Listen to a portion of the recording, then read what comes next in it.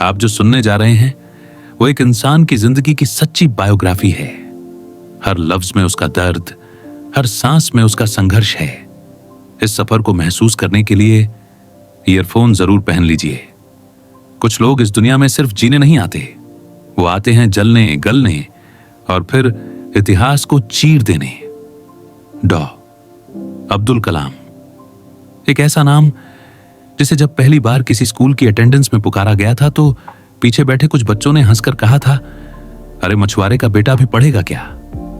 और उसी मछुआरे के बेटे ने एक दिन ऐसी उड़ान भरी कि पूरी दुनिया ने आसमान की ओर देखकर खुद से कहा, अब सपने गरीबों के घर भी जन्म लेते हैं।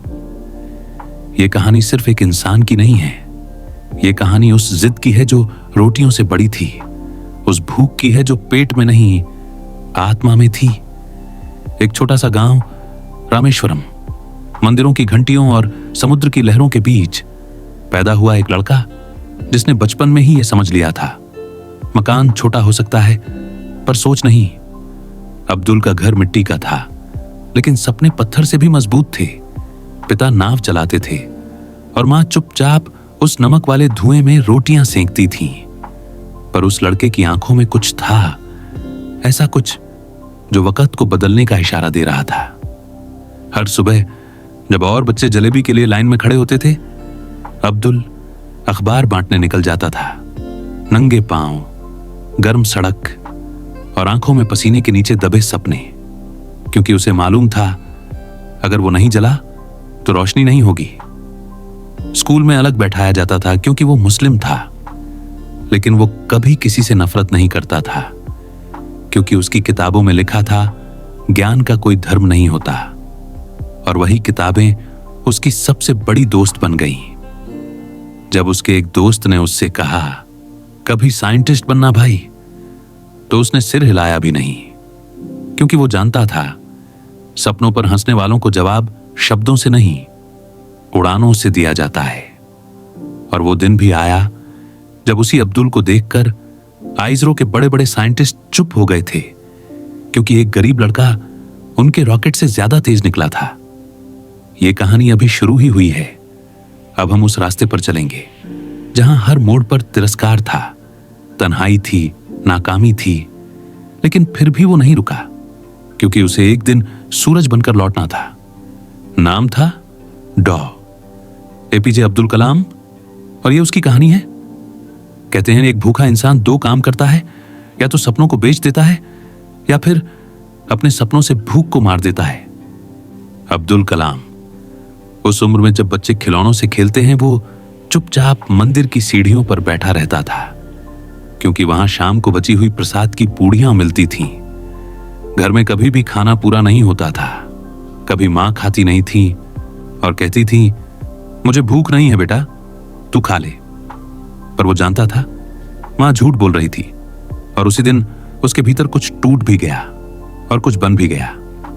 उसका घर समुद्र के किनारे था, लेकिन उसकी आंखों में जो नमक था वो लहरों से नहीं, हालात से आया था। हम गरीब हैं, ये बात वो रोज समझता था जब स्कूल में उसके बैग को दूसरों से अलग रखा जाता था, जब दो दोस्त एक ही बेंच पर बैठते थे, लेकिन तीसरा यानी अब्दुल जमीन पर।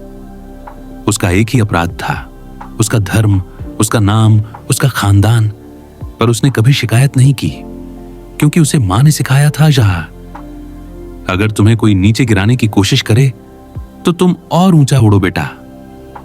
पर हद तो तब हो गई जब स्कूल की साइंस एग्जीबिशन में उसका बनाया गया छोटा सा जल रॉकेट सबसे आगे था, और टीचर ने बाकी सब बच्चों की तारीफ की, लेकिन अब्दुल का नाम तक नहीं लिया।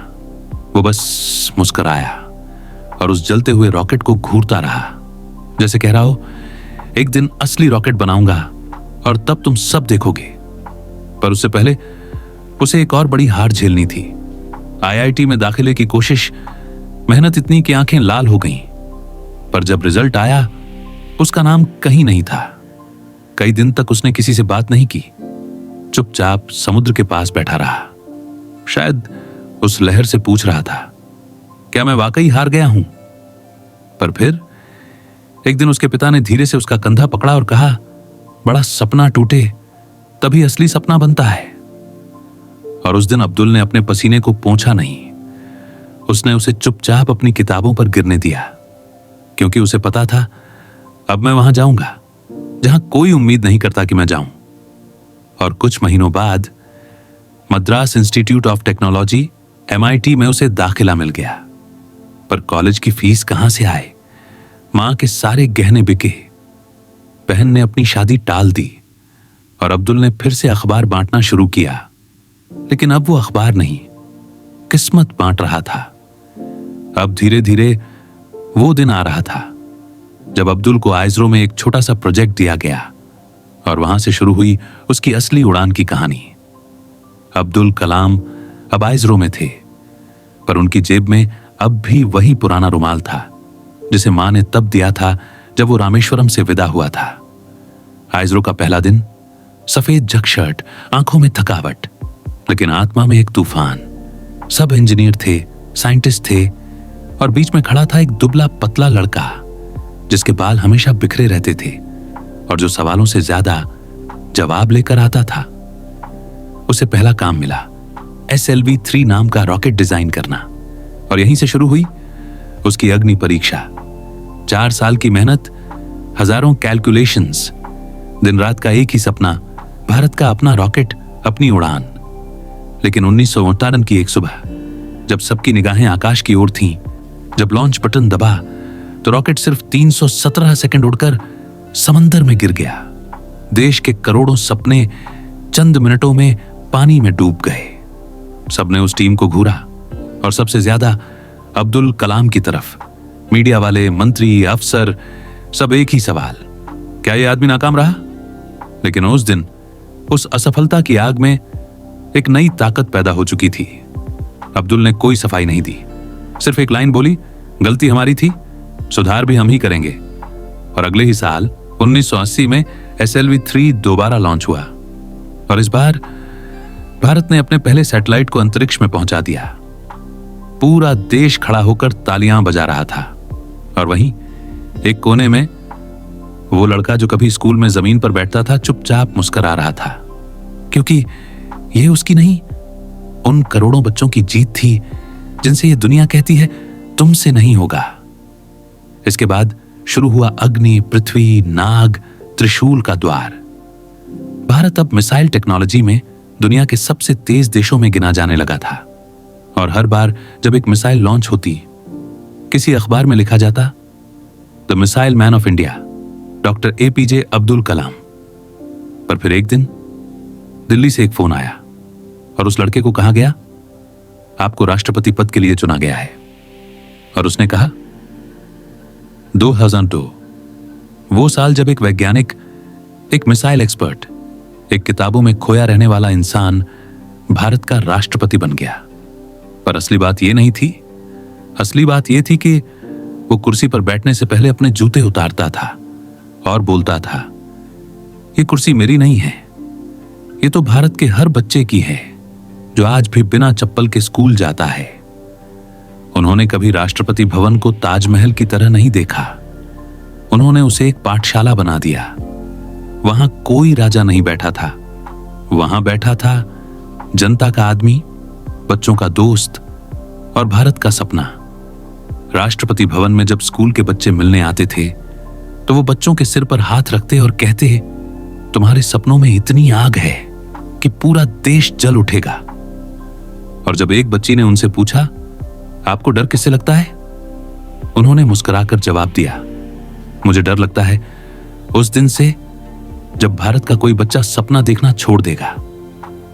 वो सबसे अलग राष्ट्रपति थे। किसी को अवार्ड लेने देर हो जाए तो वो खुद नीचे उतरकर अवार्ड देने आते थे। और जब उनसे पूछा गया, आप में इतना झुकाव कहां से आया, उन्होंने सिर्फ मां की तस्वीर दिखाई और कहा, जिसने अपनी भूख मार दी मेरे भविष्य के लिए, मैं कैसे किसी के स्वाभिमान को चोट पहुंचाऊं? राष्ट्रपति होने के बावजूद वो सुबह 4 बजे उठते थे, कुरान पढ़ते, भगवत गीता पढ़ते और फिर वैज्ञानिक लेख लिखते, क्योंकि वो मानते थे धर्म अलग हो सकता है पर इंसान और ज्ञान हमेशा साझा होते हैं। उनके 5 साल के कार्यकाल में एक भी भ्रष्टाचार का आरोप नहीं आया, कोई विवाद नहीं, कोई घमंड नहीं, सिर्फ किताबें, व्याख्यान और बच्चों के लिए योजनाएं। और जब उनका कार्यकाल खत्म हुआ तो देश ने पूछा, सर आप दूसरा कार्यकाल क्यों नहीं लेते? उन्होंने जवाब दिया, अब वक्त है वापस जमीन पर उतरने का। मैं राष्ट्रपति कम, शिक्षक ज्यादा हूं। और फिर उन्होंने देश भर की यात्राएं शुरू की। कॉलेज, यूनिवर्सिटी, गांव, हर जगह जाते, बच्चों से मिलते और कहते, सपने वो नहीं जो हम सोते वक्त देखते हैं, सपने वो हैं जो हमें सोने ही न दें। 26 जुलाई 2015, दिन सोमवार था। जगह IIM शिलोंग। एक आदमी जिसकी उम्र 33 साल थी, जिसने लाखों सपनों को आग दी थी, उस दिन अपनी आखिरी क्लास लेने निकला था। ना कोई सिक्योरिटी, ना कोई VIP शो, सिर्फ एक पुरानी डायरी और उसमें लिखे हुए कुछ नोट्स। स्टूडेंट्स को देखकर उसकी आंखों में वही पुरानी चमक लौट आई थी, जैसे रामेश्वरम के मंदिर में किसी ने पहला दीपक जलाया हो। उन्होंने बोलना शुरू किया, creating a livable planet. 2 line बोली थी बस, और फिर अचानक उनकी आवाज रुक गई। वो खामोश हो गए। उनके हाथों से डायरी नीचे गिर गई और कुछ सेकंड बाद वो धीरे से कुर्सी से लुढ़क कर जमीन पर गिर पड़े। पूरा हॉल खामोश था। किसी को यकीन ही नहीं हुआ कि जो आदमी कल तक पूरी दुनिया को उड़ना सिखा रहा था, वो आज खुद उड़ गया। न कोई अलार्म, न कोई घड़ी, न कोई विदाई भाषण, बस एक अधूरी लाइन, क्रिएटिंग अ लिवेबल, और वो हमेशा के लिए सो गए। उनके जाने के बाद उस क्लासरूम की जमीन पर सिर्फ एक पेन, एक गिरा हुआ चश्मा और एक डायरी पड़ी थी। और उस डायरी में अंतिम पन्ने पर सिर्फ एक शब्द लिखा था, सपना। उनकी चिता को पूरे देश ने नमन किया। किसी VIP समारोह में नहीं, बल्कि उसी गांव में, रामेश्वरम में, जहां एक मां ने कभी नमक की रोटी बनाकर एक सपना जिंदा रखा था। डॉ APJ अब्दुल कलाम चले गए, लेकिन उनके शब्द अब भी हवाओं में तैरते हैं। अगर तुम सूरज की तरह चमकना चाहते हो तो पहले सूरज की तरह जलना सीखो। और शायद आज भी जब कोई गरीब बच्चा बिना चप्पल स्कूल जाता है तो वो ऊपर बैठा एक बूढ़ा आदमी मुस्कुराता है और कहता है, चल बेटा तुझे उड़ना सिखाता हूं। यह थी उस इंसान की कहानी जो मिट्टी से बना मगर अमर हो गया। नाम डॉ APJ अब्दुल कलाम। भारत का सपना, बच्चों का दोस्त और हर भूखे सपने की रोशनी।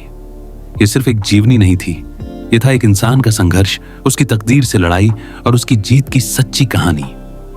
अगर आपने इस कहानी को महसूस किया हो तो इसे लाइक करें, कमेंट में अपने विचार जरूर लिखें और हमारे चैनल को सब्सक्राइब करना ना भूलें, क्योंकि अगली बार हम फिर लेकर आएंगे एक ऐसी ही कहानी जो आपको सोचने पर मजबूर कर देगी। धन्यवाद।